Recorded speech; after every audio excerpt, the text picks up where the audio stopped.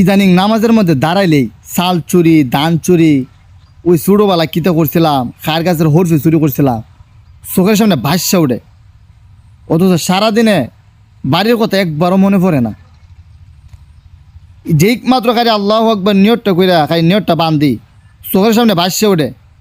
এই ছোটোবেলা তো কারেন্ট ছিল না, কফি বাতি ছিল, ল্যাম্পা, এগুলা কেরাসিন ফালাইয়া চমচম বাজা খটকটি মোরালে খাইতাম, এগুলা ভাষ্যে ওঠে।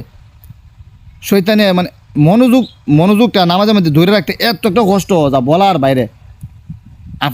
আপনাদের সাথে কী অবস্থা আমি জানি না, আমি আমার অবস্থাটা বলতেছি আর কি। নামাজের হালত কোন সূরা ফাতিহার পরে কোন সূরা মিলাইছি নামাজের পরে আমার কোনো কিছু মনে থাকে না।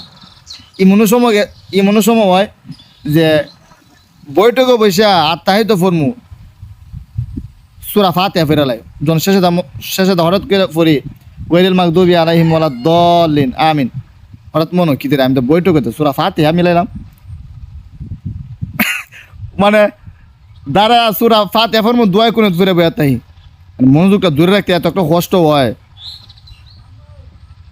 সারাদিন মনে পড়ে না। এই বন্ধু বান্ধবদের কথা এমনভাবে ভিতরে গাইতে ধরে শয়তানে, আরে তুই বন্ধু বান্ধবের সাথে মিলিত হইতেছে না, মাহমুদুল্লাহ কথা মনে পড়বো, সে কথা মনে পড়বো, পুরো আজ গবি যত আলতো পালতো সব নামাজের মধ্যে।